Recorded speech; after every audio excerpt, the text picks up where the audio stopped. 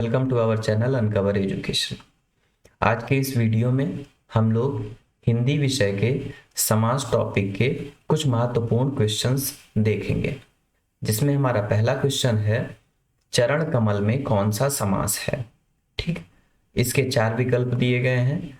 कर्मधारय समास होगा, बहुव्रीहि, द्वंद्व या द्विगु समास होगा। देखिए यहाँ पे शब्द हमारा क्या है, चरण कमल। तो सबसे पहले इसका क्या किया जाएगा, समास विग्रह करके देख लीजिए आप कि क्या होता है। तो चरण कमल का समास विग्रह होता है क्या, कमल रूपी चरण। ठीक है, यहाँ पे एक शब्द कौन सा आया, रूपी आया। ठीक, अब देखिए विग्रह करने के पश्चात अगर जो है किसी भी समास में ये शब्द आए, कौन से, है, जो, या के समान या रूपी, तो इन शब्दों के आने पे कौन सा समास बनता है, कर्मधारय समास बनता है। ठीक है, अब देखिए यहाँ पे कमल और चरण दो चीजें हैं। चरण कमल में चरण और कमल दो चीजें हैं। ठीक है, तो यहाँ पे एक चीज होती है उपमेय और एक होता है उपमान। एक क्या होता है, उपमेय, और दूसरा होता है उपमान। दो चीजें होती हैं। ठीक है, तो उपमेय किसे कहते हैं और उपमान किसे कहते हैं। ठीक है, उपमेय को ही क्या बोला जाता है, उपमेय को ही विशेष से बोला जाता है। ठीक, उपमेय को क्या बोला जाता है, विशेष, और उपमान को क्या बोला जाता है, विशेषण बोला जाता है। ध्यान देना थोड़ा सा। ठीक है, विशेषण अर्थात जो बखान हम लोग कर रहे हैं, जो हम लोग मान्यता दे रहे हैं, मान उसको दे रहे हैं, वो क्या है, उसका उपमान कहलाया या विशेषण कहलाया। ठीक, और उपमेय क्या है, उपमेय क्या है, जिसकी विशेषता हमारे द्वारा बताई जा रही है। ठीक है, तो यहाँ पे कमल और चरण दोनों में उपमेय कौन सा है और उपमान क्या है। देखिए किसकी विशेषता बताई जा रही है, तो चरण की विशेषता बताई जा रही है। तो चरण की विशेषता बताई जा रही है किसके रूप में, कमल के रूप में। तो विशेषण कौन हुआ, विशेषण क्या हुआ, कमल हुआ, और चरण क्या हुआ, विशेष से हुआ। अर्थात चरण की विशेषता बताई जा रही है कमल के रूप में, तो विशेषण हुआ कमल, और विशेष से अर्थात जिसकी विशेषता बतलाई जा रही है वो क्या हुआ, चरण हुआ। ठीक है, ये चीजें जो है छोटी छोटी चीजें होती हैं जो कभी कभी हमारे समझ में नहीं आती, बस हम क्वेश्चन करते हुए चले जाते हैं, तो इसको ध्यान दे लीजिएगा। चलिए नेक्स्ट क्वेश्चन पे आते हैं। अगला शब्द हमारा है कि चौराहा में कौन सा समास है। ठीक है, तो यहाँ पे शब्द है क्या, चौराहा। चौराहा का अगर हम विग्रह करते हैं तो क्या होता है, चार राहों का समाहार। अच्छा, समाहार का मतलब क्या होता है कि मतलब मिलने, एक जो है सम्मेलन या मिलने वाली चीज को ही समाहार बोला जाता है। ठीक है, तो अर्थात जहां पे चार राहें मिलती हैं उसे चौराहा कहा जाता है। तो इसमें कौन सा समास होगा, तो इसमें जो है द्विगु समास होगा। अच्छा, एक चीज हम ऐसे ही जो है समझ लीजिए, याद कर लेना है हमको। द्विगु का मतलब होता है, द्विगु का मतलब ही क्या होता है, द्विगु मतलब संख्यावाची होता है। द्विगु का मतलब क्या होता है, संख्यावाची, अर्थात जहां कहीं भी संख्यावाची शब्द आ जाए, संख्यावाची शब्द आ जाए, अर्थात जो पहला पद है वो अगर संख्यावाची हो जाता है तो वहां पे हमको अलर्ट हो जाना है और ध्यान देना है कि कहीं यहाँ पे द्विगु समास तो नहीं है। तो द्विगु मतलब क्या होता है, संख्यावाची। द्विगु का मतलब संख्यावाची, अर्थात जिस समास का जो पहला पद है वो संख्यावाची विशेषण होता है, उसे क्या कहते हैं, द्विगु समास कहते हैं। तो चौराहा में कौन सा समास होगा, तो चौराहा में द्विगु समास होगा। और जो हम पिछली बार पढ़े थे क्या, चरण कमल, तो चरण कमल में कौन सा समास हो गया, तो यहां पे हो जाएगा ऑप्शन ए, कर्मधारय समास। ठीक है, चलिए नेक्स्ट क्वेश्चन पे आते हैं हम लोग। सप्तर्षि में कौन सा समास है, क्या पूछ रहा है, सप्तर्षि। यहां पे भी आप जब इस शब्द को पढ़ेंगे तो पहला शब्द क्या आ रहा है, पहला शब्द आ रहा है सप्त। सप्त का मतलब क्या होता है, सात। ठीक है, तो इसका विग्रह करेंगे तो आएगा क्या, 7 ऋषियों का समाहार या समूह। ठीक है, और क्या कहते हैं, समास का पहला पद संख्यावाची होता है, उसको क्या बोला जाता है, उसे बोला जाता है द्विगु समास बोला जाता है। ठीक है, चलिए नेक्स्ट क्वेश्चन पे आते हैं। यथा रुचि में क्या समास कौन सा है, यथा रुचि, अर्थात यथा रुचि का अगर हम विग्रह करते हैं तो आता है क्या, रुचि के अनुसार। किसके अनुसार, रुचि के अनुसार। ठीक है, तो जहां पर अब देखिए यहां ध्यान देना थोड़ा सा, यथा रुचि का मतलब तो हम लोग समझ गए कि रुचि के अनुसार। अब देखना, जहां पहला पद क्या होता है, अव्यय होता है, वहां अव्ययी भाव समास होता है।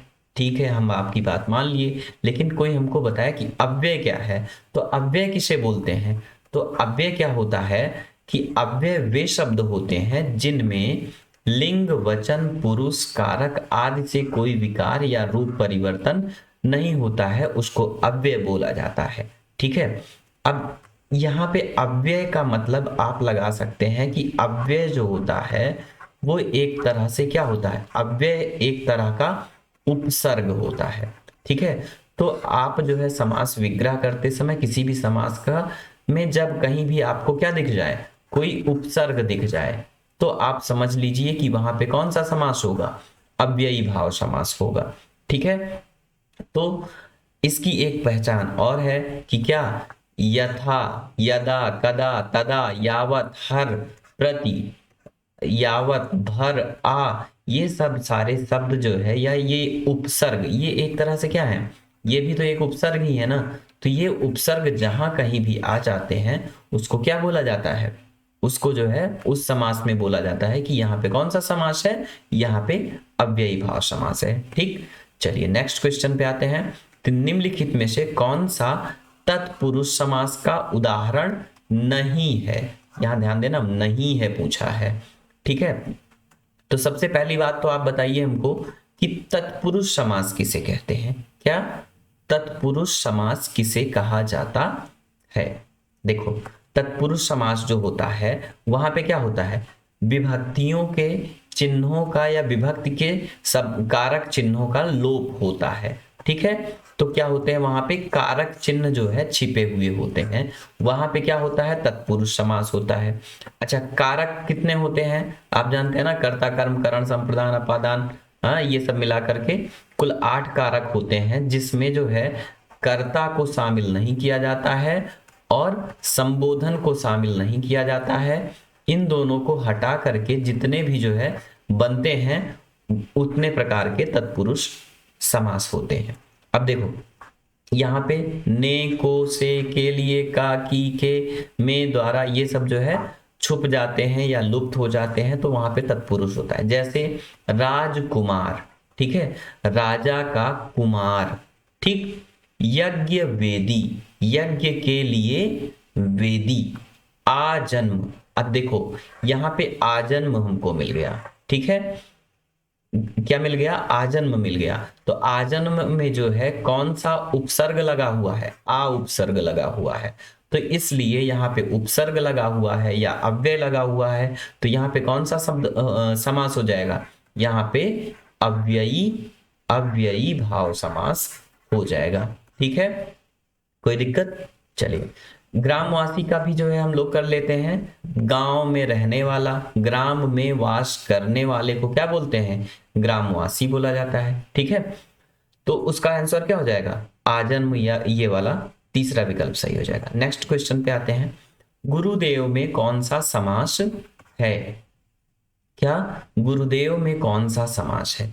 देखिए, गुरुदेव का हम जब विग्रह करते हैं तो हमें क्या मिलता है, देव के समान गुरु। किसके समान गुरु, देव के समान गुरु। तो जिस समास में विशेषण विशेष का संबंध होता है वहां पे क्या कौन सा समास होता है, कर्मधारय समास होता है। ठीक, तो के समान, के समान है जो और रूपी, ये जहां पे हमको मिल जाते हैं वहां पे वैसे भी हमको क्या लगाना रहता है, वहां पे हमको कर्मधारय समास जो है चूज करना रहता है। तो यहाँ पे कौन सा समास हो जाएगा, कर्मधारय। गुरुदेव का मतलब क्या हो गया, देव के समान गुरु या देव रूपी गुरु। ठीक है, चलिए नेक्स्ट क्वेश्चन पे आते हैं। देखिए, बारहसिंघा में कौन सा समास है? इसको मैं जो है पहले तो सोच रहा था कि 12 का मतलब जो है संख्या हो गई, तो यहाँ पे कौन सा समास होना चाहिए?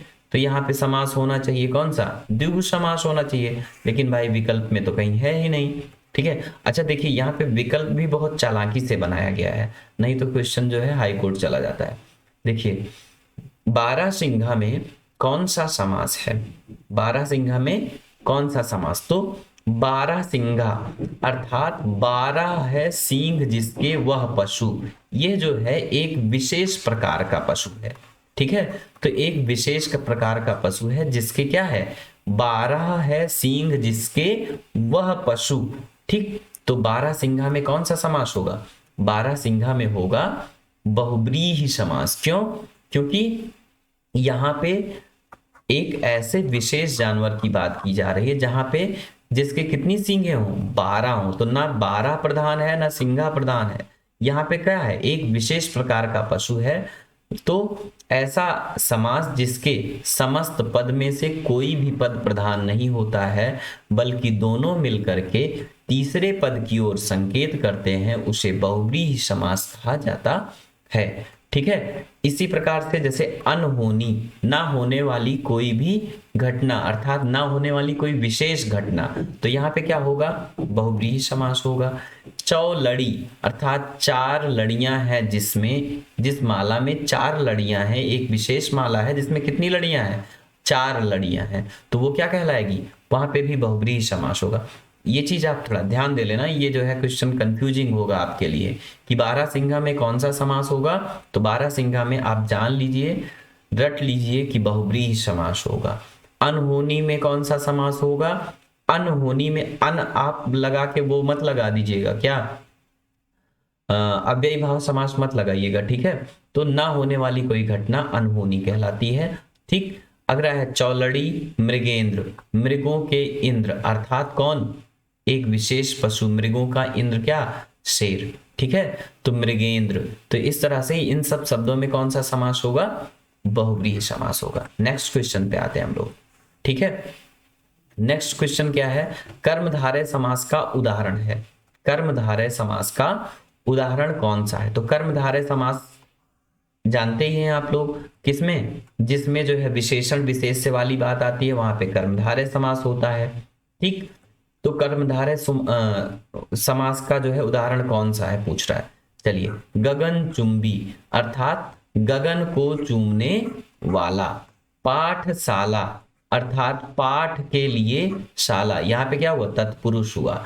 ठीक है, गगन चुंबी में भी क्या हुआ? तत्पुरुष हुआ। ठीक, श्वेत पत्र अर्थात एक ऐसा विशेष पत्र जो क्या हो? श्वेत हो। तो श्वेत पत्र में कौन सा समास होगा आप बताइए? श्वेत पत्र एक विशेष प्रकार का आलेख होता है, सरकारी आलेख होता है जिसको श्वेत पत्र कहा जाता है। तो इस श्वेत पत्र में कौन सा समास होगा? बहुव्रीहि होगा। ठीक है, चलिए नेक्स्ट क्वेश्चन ऑप्शन है नीलकंठ। नीला है जो कंठ अर्थात कंठ की विशेषता बता रहा है कि वो कैसा है? नीला है। तो नीलकंठ में क्या होगा? यहाँ पे होगा नीलकंठ में कौन सा समास? कर्मधारय समास होगा। ठीक है, चलिए नेक्स्ट क्वेश्चन पे आते हैं हम लोग। क्या है क्वेश्चन कि परमानंद में कौन सा समास है? परमानंद में कौन सा समास है?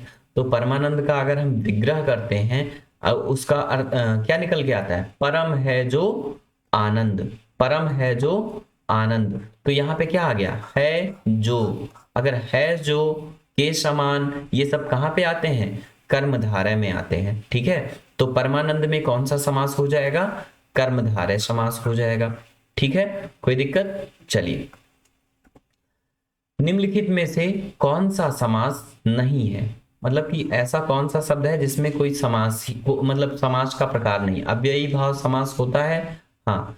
कर्म कारक समास होता है, कर्म कारक नहीं, ये कर्मधारय समास होता है। ठीक है, अगला पूछ रहा है ऑप्शन द्वंद्व समास और फिर अगला है बहुव्रीहि समास। हाँ, ये तीनों होते हैं, ये कर्मधारय नहीं होता है। नेक्स्ट क्वेश्चन पे आइए। किसी समास में जब दोनों पद प्रधान होते हैं तो वो कौन सा समास होता है? तो दोनों पद प्रधान, तो मतलब पहला और दूसरा दोनों पद, प्रथम पद और उत्तर पद, पूर्व पद और उत्तर पद, प्रथम पद और द्वितीय पद दोनों जब प्रधान होते हैं तो वहां पे कौन सा समास होता है?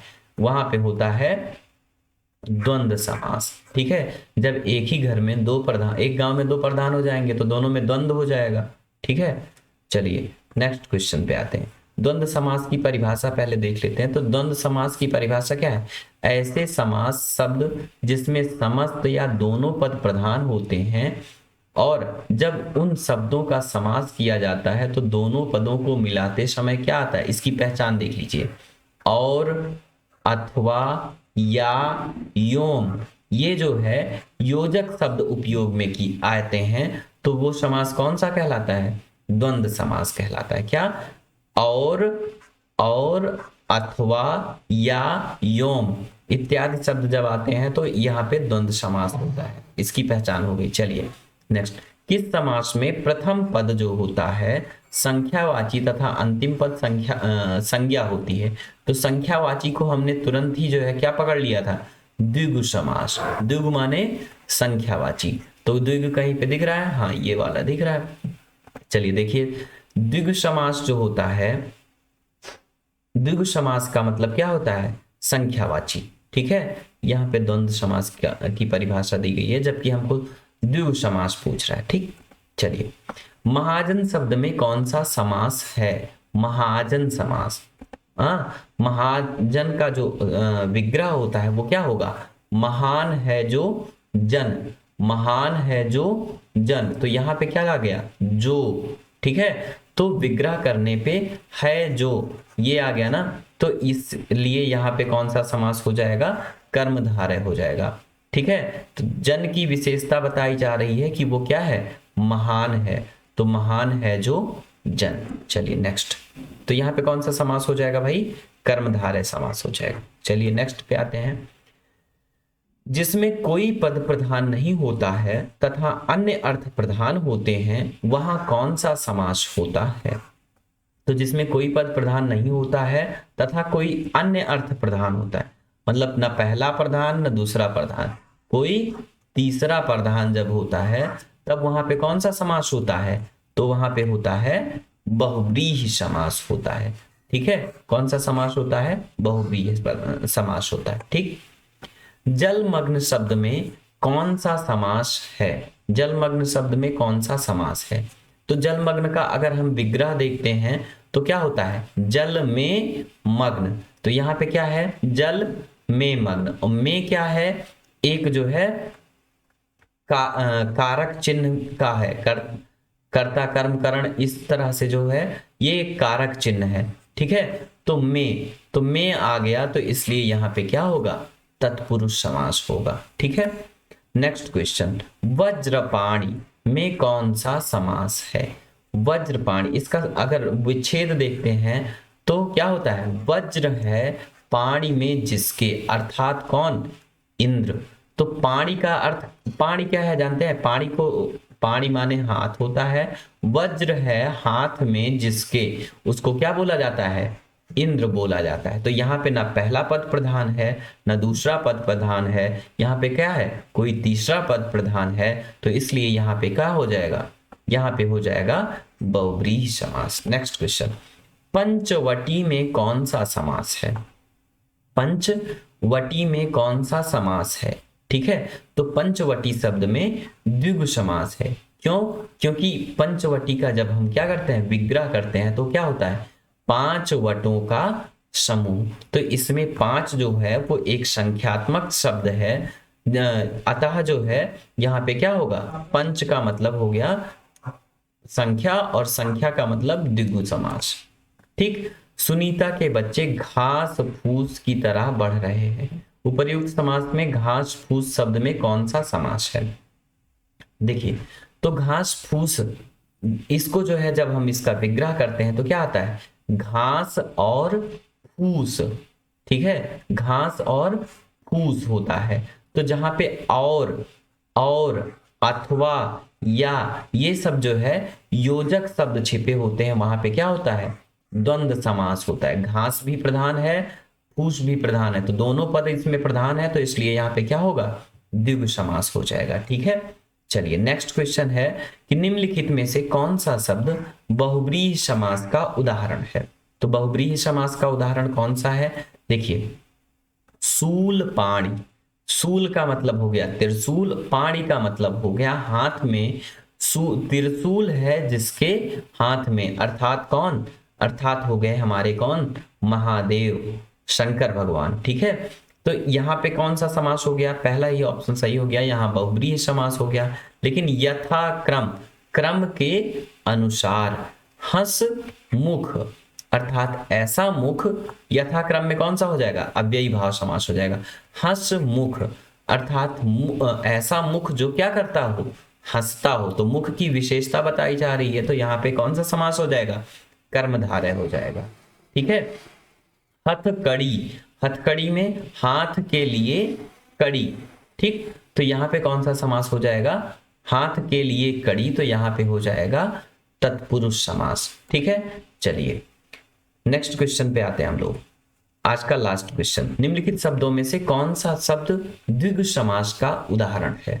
तो कौन सा समास द्विगु, द्विगु का मतलब होता है हमारे लिए क्या, द्विगु का मतलब जो है संख्यावाची शब्द हो जाएगा। ठीक है, तो संख्या जहां पे होगा वही द्विगु होगा। भुजदंड, माखन चोर, भला बुरा, चतुर्भुज। ठीक है, तो द्विगु का मतलब हो गया संख्यावाची, तो चतुर्भुज जो है इसमें क्या हो गया, द्विगु समास होगा। भला बुरा का संधि विच्छेद भला और बुरा हो जाएगा।